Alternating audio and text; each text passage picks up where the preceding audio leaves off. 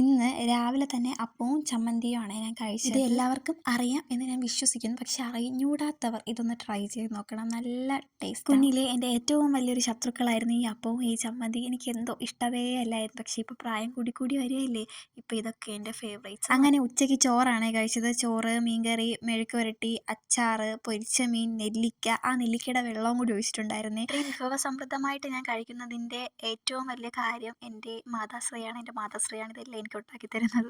അങ്ങനെ ഉച്ചയ്ക്കത്തെ ഭക്ഷണത്തിന് ശേഷം ഞാനൊന്ന് പുറത്ത് പോയിട്ടുണ്ടായിരുന്നേ.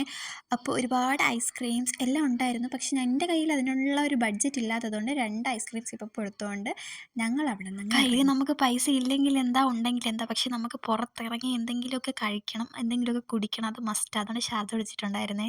ഇനി അല്പം സീരിയസ് ആയിട്ട് സംസാരിക്കാൻ, ഞാൻ ഹെൽത്ത് നോക്കാൻ തീരുമാനിച്ചു. അതുകൊണ്ട് കുറച്ച് യോഗേട്ട് കഴിച്ചു.